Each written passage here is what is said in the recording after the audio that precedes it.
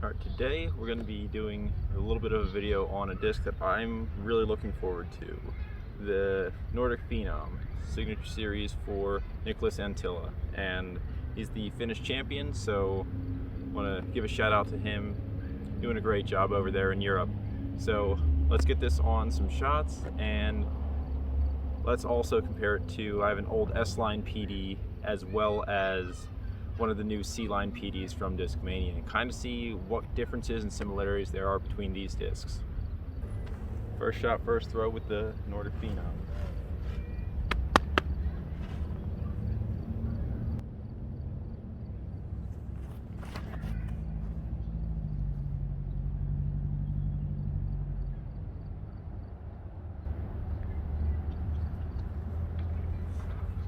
Wow, that's all I can say.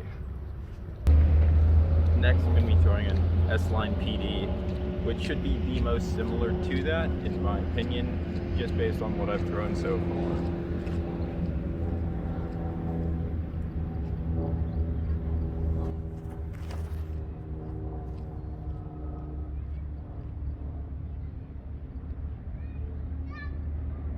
Now these are some pretty far shots. There's very little wind right now, which is fantastic for throwing. Now I'm going to get that C-Line one, try and get it on the same flat line, and see what the difference is between the C-Line, the S-Line blend in the Nordic Phenom, and the old S-Line that was produced by Innova.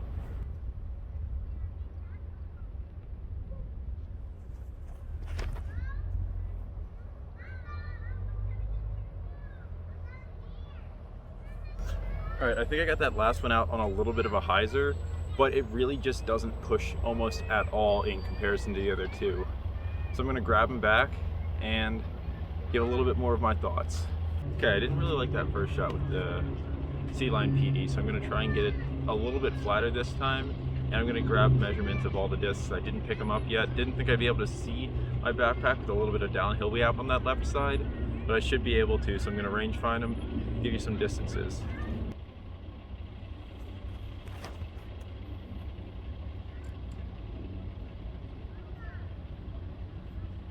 That was a bit flatter for release, and it still seems like it didn't really fly as flat as the others. Maybe it's just more overstable than the S-Line and the new S-Line blend in the Nordic Phenom. So let's grab some distances and I'll be right back.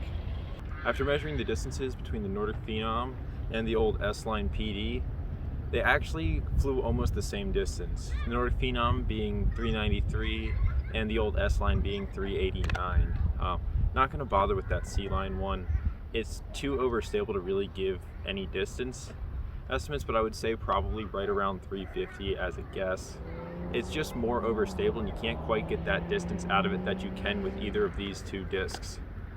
So I'm going to try and get maybe another backhand on a hyzer, and then try and get a couple of forehands on these and see if there are any differences with any off-axis torque or turning them over, see kind of how they pull out of those forehands.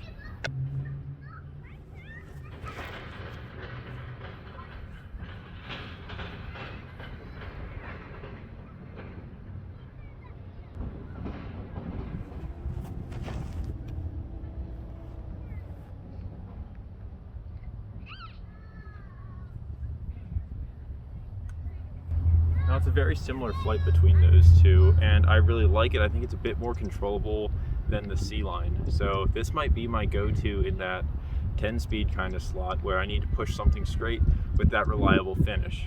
I'm gonna get some forehands on them and probably wrap this video up back in my office at home. So Nordic Phenom first.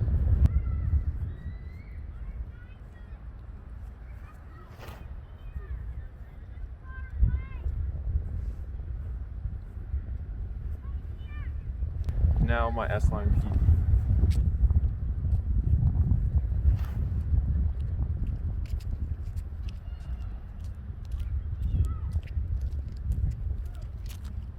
I did a little bit of a slow-mo side-by-side here between the old S-Line and the new Nordic Phenom.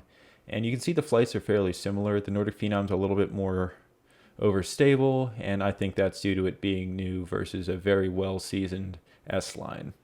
And the C-Line just dumps out and pulls out a lot faster than the Nordic Phenom, and I think that makes the Nordic Phenom much more of an everyman's kind of PD.